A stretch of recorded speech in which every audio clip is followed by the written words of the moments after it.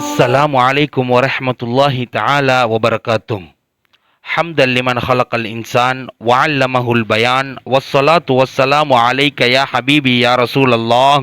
خذ بيدي قلت حيلتي أدركني أنت وسيلتي يا شفيع المجرمين. أما بعد. விண்ணிலே விண் உலகத்தை அமைத்தான், மண்ணிலே மனித ஜீவராசிகளை படைத்தான். படைத்து பரிபாலித்து அண்ட சராசரத்தின் கீழ் ஆட்சி அதிகாரங்களை அமைத்து தனது சக்தியையும் வல்லமையையும் குதிரத்தையும் அற்புதங்களையும் தன்வசப்படுத்தி வைத்திருக்கும் ஏக நாயகனுக்கே எல்லா புகழும். அல்ஹம்துலில்லாஹ்.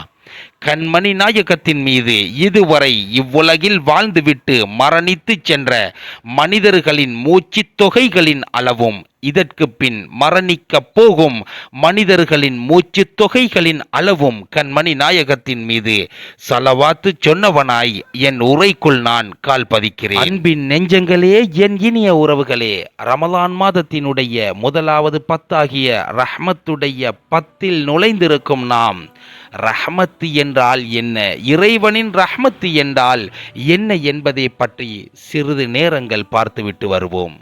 இறைவனினுடைய ரஹ்மத்துக்கள் என்று சொல்வது அது எண்ணற்றவைகள், கோடிக்கணக்கானவைகள், கோடிக்கணக்கான உயிரினங்கள், கோடிக்கணக்கான வஸ்துக்கள் இருக்கின்றது. இறைவனினுடைய ரஹ்மத்தை பற்றி பேசுவதாக இருந்தால் எல்லாத்தையும் தாண்டி இறைவன் ஒமா அர்சல் நாக்க இல்லா ரஹ்மத்தல் லில் ஆலமீன், நாயகத்தை எங்களுக்கு ரஹ்மத்தாக வேண்டியேதான் அனுப்பி வைத்திருக்கின்றான் என்றால் எங்களுக்கு இறைவன் செய்திருக்கும் ரஹ்மத்துக்களிலே மேலான ரஹ்மத்து கண்மணி நாயகம் ஸல்லல்லாஹு அலைஹி வஸல்லம் அன்னவர்கள் தான் என்றால் யாராலும் மறுக்கவோ மறைக்கவோ முடியாத ஒரு உண்மை என்பதை முதலில் புரிந்து கொள்ளுங்கள். இறைவனால் செய்யப்பட்ட ரஹ்மத்துக்கள் இந்த உலகத்திலே பறந்து விரிந்து காணப்பட்டிருந்தாலும் கூட மனிதர்களாக பிறந்திருக்கும் நாம் இறைவன் எங்களுக்காக செய்திருக்கும் ரஹ்மத்துக்கள் என்ன என்பதை நானாக இருந்தாலும் நீங்களாக இருந்தாலும் தெரிந்து கொள்வது மிகவும் அவசியமானது என்பதை முதலில் புரிந்து கொள்வோம். மனிதர்களுக்கு இறைவன் செய்திருக்கும் ரஹ்மத்துக்கள் உச்சம் தலையிலே இருந்து கால் பாதம் வரைக்கும் இறைவன் எங்களுக்கு செய்திருக்கும் அனைத்துமே ரஹ்மத்து தான். இறைவன் எங்களை மனிதனாக பிறக்கச் செய்ததும் ஒரு ரஹ்மத்து தான் என்பதை மறந்து விடாதீர்கள். தலை முடியிலே இருந்து கால் பாதம் வரைக்கும் சரியான முறையில் சிந்தனை செய்து பார்த்தாலே போதும் இறைவனினுடைய ரஹ்மத்துக்கள் வேற எதுவையும் எங்களுக்கு ஒப்பிட்டு பார்க்க முடியாது. அந்த அளவுக்கு ரஹ்மத்துக்களை அல்லாஹ் எங்களுக்குள்ளே செய்திருக்கின்றான், மனித வர்க்கத்துக்குள்ளே செய்திருக்கின்றான் என்றால் இது மறந்துவிட முடியாத ஒரு உண்மை. தலைமுடிகள் எங்களை அறியாமலே வளர்கிறது, இதுவும் இறைவன் எங்களுக்கு செய்திருக்கும் ரஹ்மத்து தான். கண் மாணிக்கம், மாணிக்கத்திலே இருந்து தெளிவான பார்வைகளை தந்திருக்கின்றான், இதுவும் இறைவன் எங்களுக்கு செய்திருக்கும் ரஹ்மத்து தான். கண் இமைகளை நாங்கள் அறியாமலே எங்களுக்கு தெரியாமலே இமைக்கச் செய்கிறான், இதுவும் இறைவன் எங்களுக்கு செய்திருக்கும் ரஹ்மத்து தான். காதுகளிலே இருந்து அழகான முறையில் கேட்கக்கூடிய செவி புலன்களை தந்தானே, இதுவும் இறைவன் எங்களுக்கு செய்திருக்கும் ரஹ்மத்து தான். வாய்களிலே இருந்து அழகிய முறையில் பேசக்கூடிய ஆற்றலை தந்தானே, இதுவும் இறைவன் எங்களுக்கு செய்திருக்கும் ரஹ்மத்து தான். பேச்சுக்கள் என்றால் வாய்கள் இருந்தால் மாத்திரம் போதாது, வாய்களும் இருக்க வேண்டும். வாய்க்குள்ளே இருந்து வரக்கூடிய சத்தங்களும் தெளிவாக இருந்தால் மாத்திரம்தான் பேச முடியும் என்பதை உணர்ந்து கொள்ளுங்கள். எங்களுக்கு எந்த குறைகளும் இல்லாமல் அதையும் தந்தானே, அதுவும் இறைவனின் ரஹ்மத்து தான் என்பதை புரிந்து கொள்ளுங்கள். நாவுகளில் இறைவன் செய்திருக்கும் ரஹ்மத்தை எப்போதாவது நாங்கள் சிந்தித்தது உண்டா? நாங்கள் சிந்தித்து பார்த்தது உண்டா? நாங்கள் உண்ணக்கூடிய உணவுகள், குடிக்கக்கூடிய பானங்கள் சரியான முறையில் கசப்பானது எது, புளிப்பானது எது, உரப்பானது எது என்பதை எங்களுக்கு உணரச் செய்கிறது அல்லவா? இதுவும் இறைவன் எங்களுக்கு செய்திருக்கும் ரஹ்மத்துக்களில் மாபெரும் ஒரு ரஹ்மத்து தான் என்பதை மறந்து விடாதீர்கள். மொத்தமாக 9000 சுரப்பிகள் உண்டு. அந்த 9000 சுரப்பிகளும் தான் எது கசப்பானவை, எது இனிப்பானவை, எது புளிப்பானவை என்பதை எங்களுக்கு உணரச் செய்கிறது.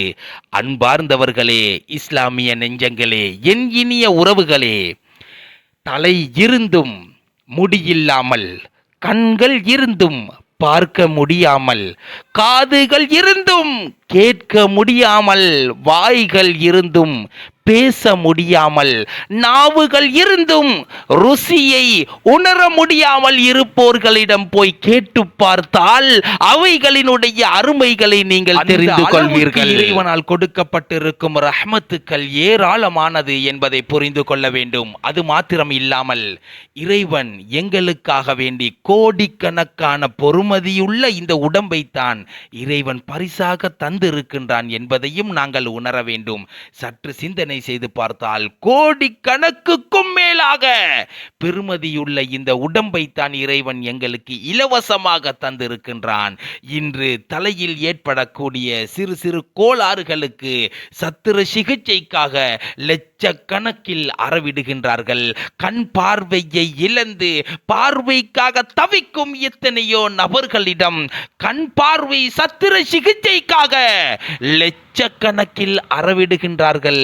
அது மாத்திரம் இல்லாமல் பற்களில் ஏதாவது சேதாரங்கள் ஏற்பட்டால் அந்த பற்களை நிறைப்பதற்கோ அல்லது பற்களை பிடுங்குவதற்கோ ஆயிரக்கணக்கில் லட்சக்கணக்கில் செலவுகளை நாங்கள் செய்து கொண்டிருக்கின்றோம்.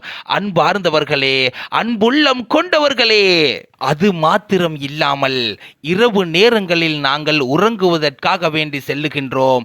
உறங்கினதன் பின்னால் எங்களுடைய தூக்கத்திலே இருந்து நாங்கள் காலையில் முழிக்க வேண்டுமாக இருந்தால் எங்களால் நினைத்தவுடன் எழும்பி வர முடியாது, முழித்துவிட முடியாது. இறைவனினுடைய மூச்சு எங்களுக்குள் இருந்தால் மாத்திரம்தான் எங்களால் எழுந்து வர முடியும் என்பதையும் நினைவில் கொள்ளுங்கள். எந்த அளவுக்கு இறைவன் எங்களுக்கு ரஹ்மத்து செய்திருக்கின்றான் என்பதை பாருங்கள். எனவே அன்பார்ந்தவர்களே, அன்புள்ளம் கொண்டவர்களே, வந்திருக்கும் இந்த ரமலானில் இறைவன் எங்களுக்கு செய்திருக்கும் ரஹ்மத்துக்களை நினைத்து நினைத்து இறைவனுக்கு நன்றி செலுத்தக்கூடியவர்களாக மாற வேண்டும் என்பதை நினைவில் கொள்ளுங்கள். இதுவரையில் நான் உங்களிடம் சொன்ன விடயங்கள் அனைத்தும் எங்களுடைய உடம்புக்குள்ளோ எங்களுக்குள்ளோ இருக்கும் அனைத்து ரஹ்மத்தையும் நான் சொல்லவில்லை. முகத்துக்குள் இறைவன் வைத்திருக்கும் ரஹ்மத்தை மாத்திரம்தான் இவ்வளவு நேரமாக உங்களுக்காக நான் தெளிவுபடுத்தினேன் என்பதையும் உங்களுக்கு நான் தோன்றி இருக்கும் கோடிக்கணக்கான விஞ்ஞானியர்கள் ஒன்று சேர்ந்தாலும் கூட இறைவனால் கொடுக்கப்பட்டிருக்கும் புன்னகை எனும் சிறுப்பை போன்று ஒரு புன்னகையை அவர்களால் உருவாக்கி விடத்தான் முடியுமா? அல்லது இறைவன் படைத்திருக்கும் கோடிக்கணக்கான படைப்புகளை போன்று ஒரு படைப்பையாவது அவர்களால் கண்டுபிடித்து விடத்தான் முடியுமா? இறைவனுடைய ரஹ்மத்து உச்சத்தை தொட்டு விட்டது.